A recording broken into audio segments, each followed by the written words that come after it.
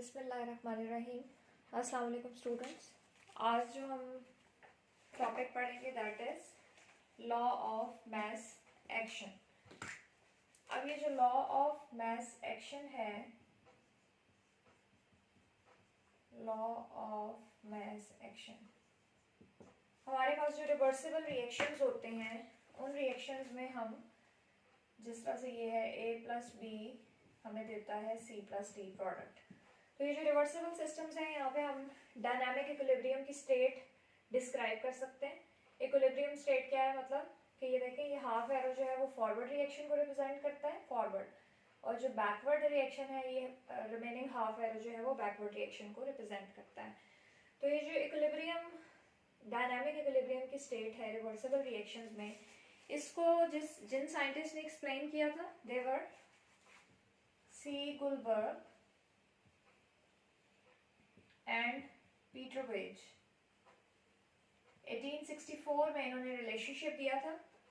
अब ये लॉ क्या स्टेट करता है कि एट कांस्टेंट टेम्परेचर, टेम्परेचर क्या रखना है, कांस्टेंट।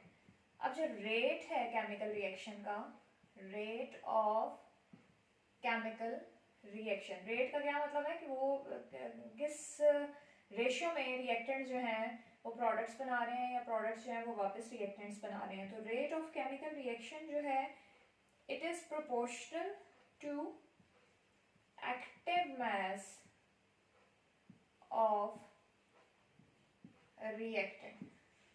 तो यहाँ पे अब इस चीज़ को हम किस तरह से समझ सकते हैं कि यहाँ पे, इससे पहले कि मैं इसको एक्सप्लेन करूँ, आप देखें ये हमने एक टर्म यूज़ की है एक्टिव मास। अब एक्टिव मास क्या है? एक्टिव मास ये है कि हम जो कंसंट्रेशंस को एक्सप्रेस करते हैं रिएक्टेंट्स की या प्रोडक्ट्स की मोल पर डीएम क्यूब में, वो इन स्पीशीज़ की एक्टिव मासेस हैं। और पर्टिकुलरली अगर हम लेट्स से ए स्पीशी की एक्टिव मास की बात करें तो हम इसको रिप्रेजेंट करेंगे स्क्वायर ब्रैकेट से। तो मतलब हमने ये ए की मोलर कंसंट्रेशन की बात की है। तो यहाँ पे अब आप देख लें कि ये जो मोलर कंसंट्रेशन है इसको हम C से भी रिप्रेजेंट कर सकते हैं। अब यहाँ पे हम मैथमेटिकल डेरिवेशन लेते हैं लॉ की। हम यहाँ पे कहते हैं कि 1 मोल जो है, देखें 1 मोल A का 1 मोल B के साथ रिएक्ट करता है और 1 मोल C और 1 मोल D प्रोड्यूस करता है।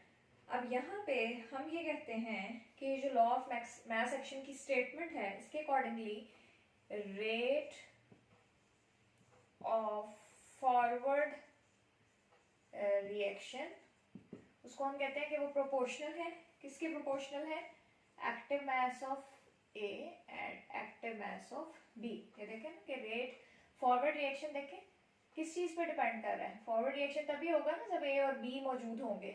तो रेट ऑफ फॉरवर्ड रिएक्शन हम कहते हैं कि प्रोपोर्शनल है किसके, active masses of A and B के। ये रेट ऑफ फॉरवर्ड रिएक्शन को हम आर एफ से भी रिप्रेजेंट कर सकते हैं। और जब हम ये प्रोपोर्शनलिटी साइन ओमिट करेंगे या हटाएंगे तो यहाँ पे हम कांस्टेंट इंट्रोड्यूस करवाएंगे, that is K F into A and B. इसे आप इक्वेशन 1 कर लें। उसके बाद ही हम ये कहते हैं कि यहाँ पे इसी तरह से हम बैकवर्ड रिएक्शन के लिए भी एक्सप्लेन कर सकते हैं कि रेट ऑफ बैकवर्ड रिएक्शन किसके प्रोपोर्शनल हो जाएगा, सी और डी के एक्टिव मासेस के। आर से रिप्रेजेंट कर लेंगे, कांस्टेंट इंट्रोड्यूस करवाएंगे तो यहाँ पे क्या हो जाएगा, रिवर्स रिएक्शन के लिए R into C and D.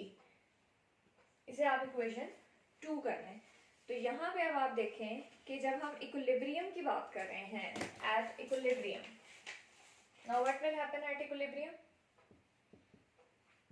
Equilibrium पे जो रेट ऑफ फॉरवर्ड रिएक्शन है वो इक्वल हो जाएगा रेट ऑफ रिवर्स रिएक्शन के। तो आर एफ की जगह हम पुट कर देते हैं आर एफ की value, that is K F into A into molar concentration of B is equal to K R molar concentration C molar concentration of D.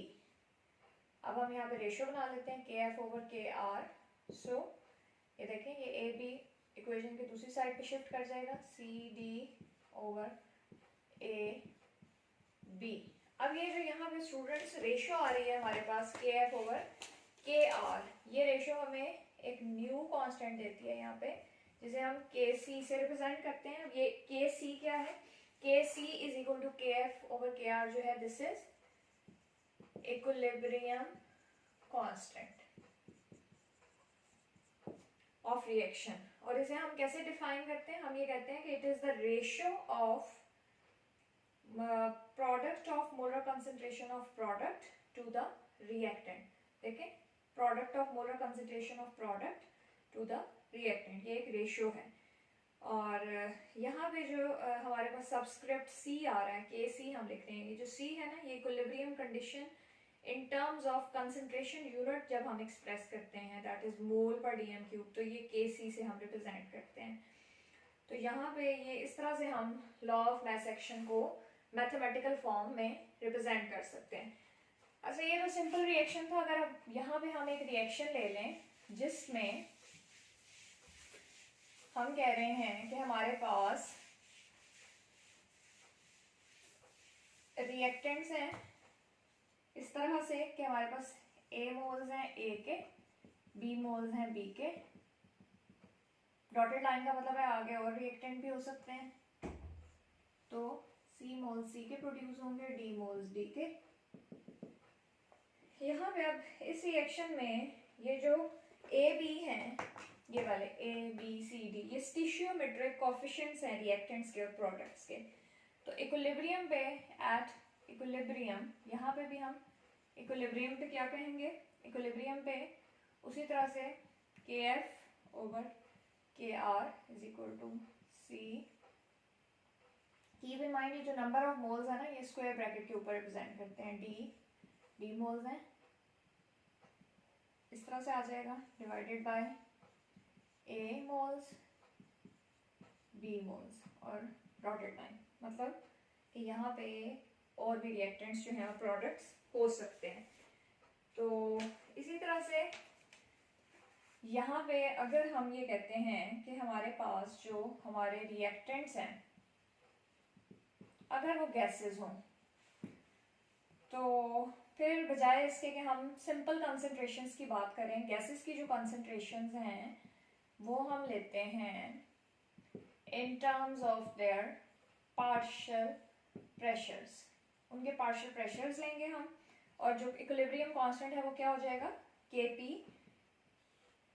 तो एक्सप्रेशन हम कैसे रिप्रेजेंट करेंगे, C C D D over ए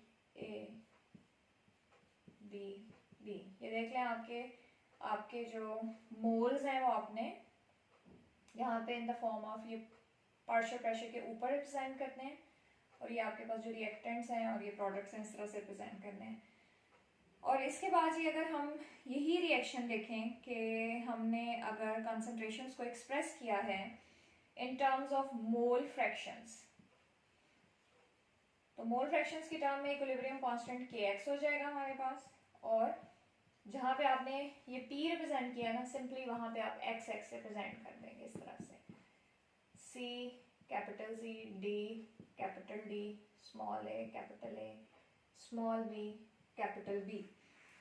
तो यहाँ पे इस तरह से स्टूडेंट्स देखें कि हमने लॉ ऑफ मास एक्शन को सबसे पहले डिफाइन किया, उसके बाद हमने बताया कि किन साइंटिस्ट ने दिया है, फिर हमने एक जनरल रिएक्शन लिया। तो बेसिकली जो लॉ ऑफ मास एक्शन है ये डिस्क्राइब करता है इक्विलिब्रियम को इन रिवर्सिबल रिएक्शंस, और इक्विलिब्रियम कांस्टेंट की जो है यहाँ पे जो के आया है हमारे पास के सी, और गैसेस के केस में हमने के पी लिया, या हम अगर मोल फ्रैक्शन लेते हैं के एक्स। तो ये जो इक्विलिब्रियम कांस्टेंट है इसकी क्या इंपॉर्टेंस है, ये काफ़ी वैल्यूएबल एक टूल है केमिस्ट और केमिकल इंजीनियर्स के लिए। क्या इसकी जो है वो इम्पोर्टेंस है कि एट अ ग्लांस हम बता सकते हैं कि वो एक्सटेंट जिस पे रिएक्शन जो है वो प्रोसीड करेगा बिफोर द इक्विलिब्रियम, कि कितना रिएक्शन फॉरवर्ड हुआ है या कितना बैकवर्ड हुआ है बिफोर रीचिंग इक्विलिब्रियम। उसके अलावा जी it enables us to calculate equilibrium concentration if the starting concentrations are known. अगर हमें स्टार्टिंग कंसंट्रेशंस नोन है तो हम इक्विलिब्रियम कंसंट्रेशंस भी एक्सप्रेस कर सकते हैं। Okay, that's all for today's lecture. Next lecture में हम लॉ ऑफ मास एक्शंस की एप्लीकेशन स्टडी करेंगे। अगर आपका कोई क्वेश्चन है तो आप कमेंट सेक्शन में पूछ सकते हैं।